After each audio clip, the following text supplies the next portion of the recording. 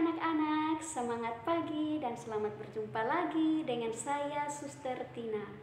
Halo anak-anak kelas 5, apa kabar semuanya? Semoga semuanya dalam keadaan sehat dan dilindungi oleh Tuhan. Dan tetap semangat belajar dari rumah ya anak-anak. Anak-anak, sebelum kita memulai dengan pembelajaran kita pada pagi hari ini, kita awali dengan doa terlebih dahulu. Berdoa mulai.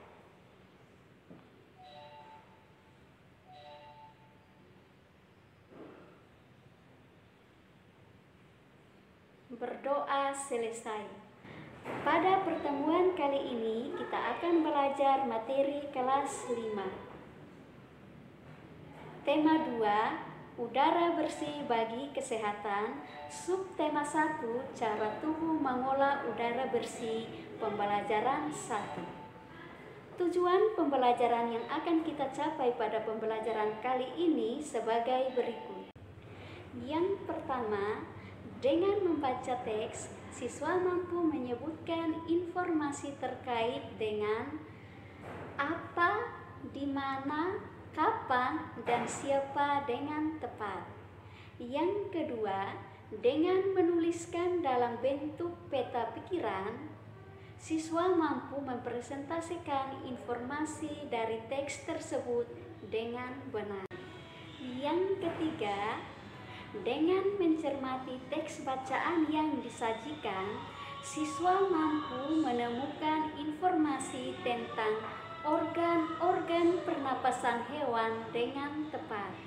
Dan yang keempat, dengan berdiskusi dan mencari informasi dalam kelompok, siswa mampu membuat bagan cara kerja organ pernapasan hewan dengan benar. Anak-anak, makhluk hidup apa saja yang ada pada gambar berikut ini?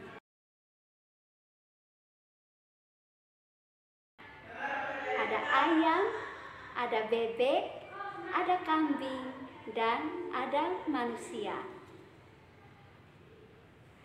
Apakah semua makhluk hidup tadi membutuhkan oksigen untuk bernapas? Nah, agar lebih jelas, mari kita baca gambar Dayu berikut ini.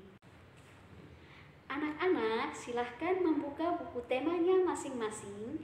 Kita akan membaca bersama-sama pembelajaran 1 nomor 2. Kita mulai. Dayu dan ikan hias. Dayu memelihara banyak ikan hias berjenis ikan mas koki. Ikan-ikan hias itu dipelihara dalam sebuah akuarium. Setiap hari, Dayu memberi makan ikan-ikannya. Dayu juga rutin membersihkan akuarium, lalu mengganti airnya dengan air bersih. Kegiatan itu ia lakukan seminggu sekali. Dayu senang melihat ikan-ikan di dalam akuarium berenang ke sana kemari. Dayu memperhatikan saat mulut ikan-ikan itu terbuka dan menutup. Seolah-olah ikan-ikan itu selalu menelan air. Dayu bertanya-tanya, apa yang dilakukan ikan-ikan itu? Nah, anak-anak, setelah membaca bacaan Dayu dan ikan hias, jangan lupa menuliskan informasi pada peta pikiran berikut ini. Anak-anak, ternyata Dayu penasaran mengapa ikan selalu menutup dan membuka mulutnya seperti menelan air. Nah, kira-kira anak-anak tahu tidak jawabannya? Anak-anak, benar sekali bahwa membuka dan menutup mulut ikan merupakan bagian dari proses pernapasan. Selain ikan, ada beberapa pernapasan pada hewan. Pertama, pernapasan pada cacing tanah. Kedua, pernapasan pada serangga. Ketiga, pernapasan pada ikan. Keempat, pernapasan pada hewan amfibi. Kelima, pernapasan pada hewan reptil. Keenam, pernapasan pada burung. Dan yang ketujuh, pernapasan pada mamalia. Nah, agar lebih jelas dan untuk anak-anak semakin mengerti dan memahami proses pembelajaran kita pada pagi hari ini, maka sebagai tugasnya anak-anak silahkan mencari penjelasan dan contoh dari masing-masing hewan yang sudah disebutkan.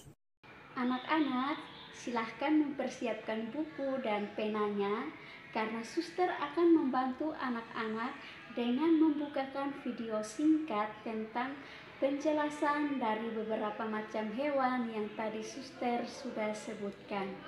Nah, sekarang anak-anak silahkan mengamati video ini dan jangan lupa untuk menulis penjelasannya di buku tugas. Dan jangan lupa mengirimkan tugas-tugas yang sudah anak-anak kerjakan melalui WA Group. Pernafasan pada cacing tanah atau vermes. Cacing tidak mempunyai alat pernafasan khusus. Cacing bernafas melalui permukaan kulit. Kulit cacing selalu basah dan berlendir untuk memudahkan penyerapan oksigen dari udara. Oleh karena itu, cacing menyukai tempat lembab untuk menjaga supaya kulit tubuhnya selalu basah dan berlendir. Saat udara masuk melalui kulit, oksigen diikat oleh darah. Pada darah cacing terkandung hemoglobin, sehingga mampu mengikat oksigen.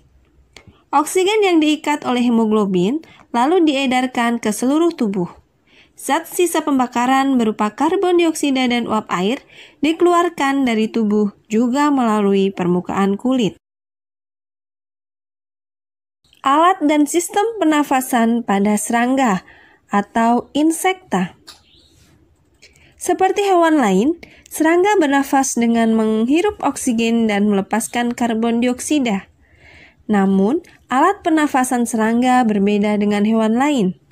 Alat pernafasan serangga berupa trakea, yaitu sistem tabung yang memiliki banyak percabangan di dalam tubuh. Percabangan trakea disebut trakeola. Trakea mengedarkan oksigen langsung ke semua sel tubuh dan organ, serta menyerap karbon dioksida dari semua sel tubuh untuk dibuang. Udara memasuki trakea melalui pori-pori kecil di permukaan tubuh serangga yang disebut dengan spirakel. Selanjutnya, udara beredar melalui pembuluh udara kecil. Sel-sel tubuh mengambil oksigen langsung dari pembuluh udara kecil itu. Karbon dioksida dari sel akan mengalir ke trakeola lalu dibuang melalui lubang-lubang spirakel. Alat dan sistem pernafasan pada ikan atau Pisces. Semua makhluk hidup termasuk ikan memerlukan oksigen supaya tetap hidup. Pengambilan oksigen ini melalui proses pernafasan yang melibatkan organ pernafasan. Ikan bernafas dengan organ khusus mirip saringan yang disebut dengan insang. Insang berbentuk lembaran tipis berwarna merah muda dan selalu lembab. Insang terdapat tepat di belakang rongga mulut pada kedua sisi kepala ikan. Biasanya, insang dilindungi oleh selaput atau rangka yang disebut tutup insang atau istilahnya adalah operculum. Di balik tutup insang ini, terdapat 4 deret insang yang saling tumpang tindih. Pada insang, terdapat pembuluh darah halus. Pembuluh darah itu dapat menyerap oksigen yang terkandung di dalam air dan melepaskan karbon dioksida dari darah. Insang juga berfungsi sebagai alat pengeluaran garam-garam dan sebagai penyaring makanan. Untuk memperoleh cukup oksigen, mulut ikan dan insang bekerja bersama seperti pompa isap air. Pertama-tama, tutup insang menutup. Secara bersamaan, mulut terbuka dan dinding mulut mengembang.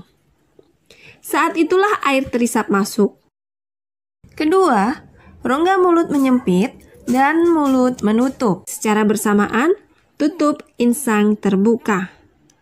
Akibatnya, air keluar dari mulut dan melewati insang. Saat itulah oksigen dari dalam air terserap dan karbon dioksida dikeluarkan. Pada gambar di kiri atas, ditunjukkan saat pernafasan dimulai. Mulut ikan membuka dan rongga mulut mengembang untuk menghisap air. Gambar anak panah biru menunjukkan aliran air masuk ke dalam rongga mulut. Dan gambar sebelah kanan menunjukkan saat berikutnya mulut ikan menutup dan tutup insang membuka. Gerakan mulut ikan dan tutup insang itu secara bersamaan memompa air keluar dari rongga insang. Anak panah biru menunjukkan aliran air keluar melalui insang. Alat dan sistem pernafasan pada hewan amfibi. Katak termasuk hewan amfibi, yaitu hewan yang hidup di darat dan di air. Saat masih berupa kecebong, katak hidup di dalam air dan bernafas menggunakan insang. Insang kecebong terletak di luar tubuhnya yang terdiri atas lembaran-lembaran kulit halus yang mengandung kapiler darah. Setelah berumur 9 hari, kecebong bernafas menggunakan insang dalam. Insang dalam akan menyusut seiring mulai berfungsinya paru-paru dan katak muda pun tumbuh menjadi katak dewasa. Katak dewasa bernafas menggunakan paru-paru dan permukaan kulit.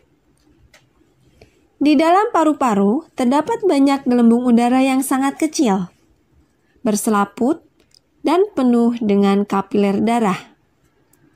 Di dalam gelembung udara, oksigen diserap dan karbon dioksida dikeluarkan. Selain dengan paru-paru, katak juga bernafas melalui kulit.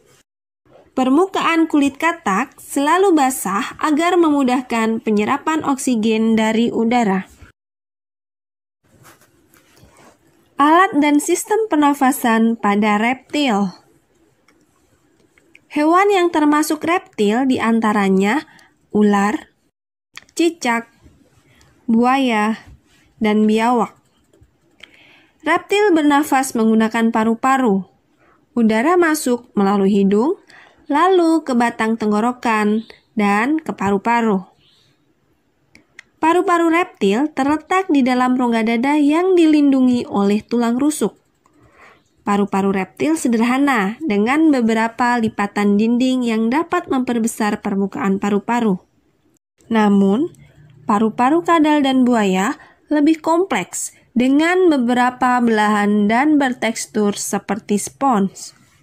Pada reptil yang sering berkubang di air seperti buaya, lubang hidungnya dapat ditutup selama menyelam. Dengan begitu, air tidak akan masuk ke dalam paru-paru. Alat dan sistem pernafasan pada burung atau aves. Burung bernafas dengan sepasang paru-paru. Paru-paru burung terletak di dalam rongga dada. Udara yang mengandung oksigen masuk melalui lubang hidung pada pangkal paruh sebelah atas. Selanjutnya, udara masuk ke pembuluh udara yang disebut dengan trakea. Dari trakea, udara sebagian masuk ke paru-paru dan sebagian lagi masuk ke kantong udara.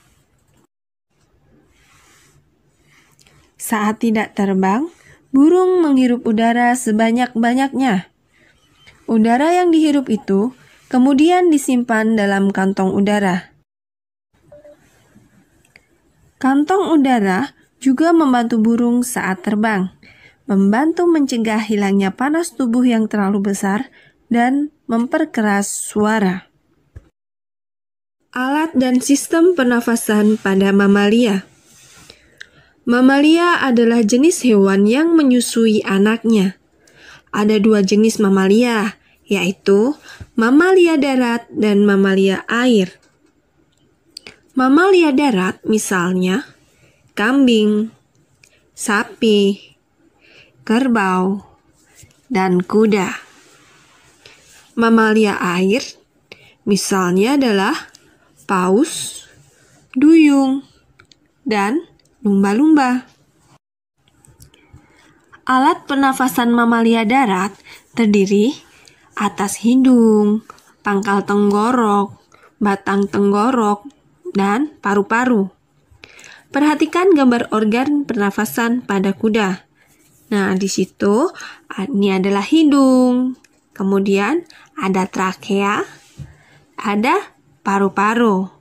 Nah, di dalam paru-paru itu terdapat bronchiolus, ada vena, ada alveoli, dan juga ada arteri. Pada mamalia air, hidungnya dilengkapi dengan katup. Saat mamalia tersebut menyelam, katup akan menutup. Dan sebaliknya, saat mamalia tersebut muncul ke permukaan air, katup akan terbuka. Dan saat itulah mamalia air tersebut akan menghirup oksigen serta mengeluarkan karbon dioksida dan uap air.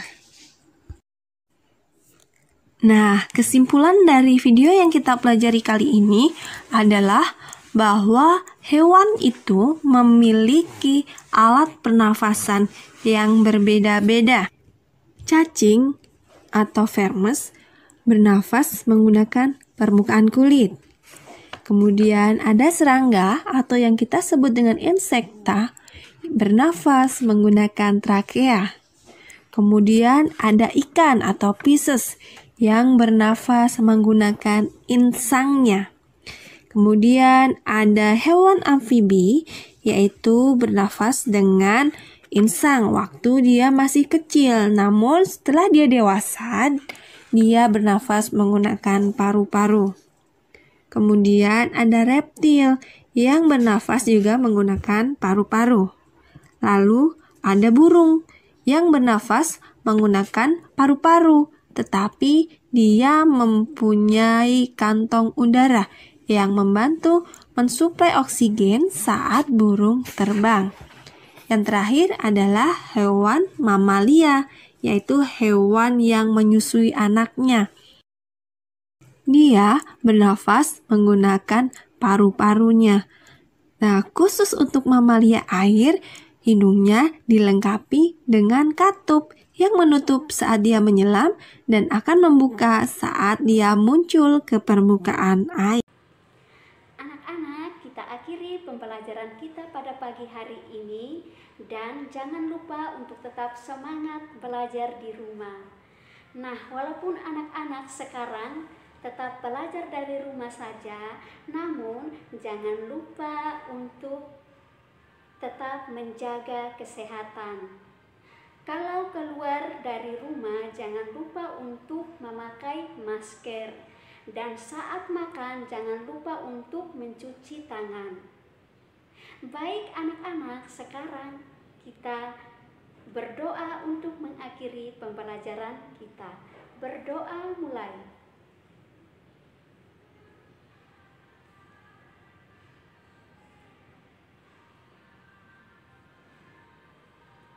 Berdoa selesai.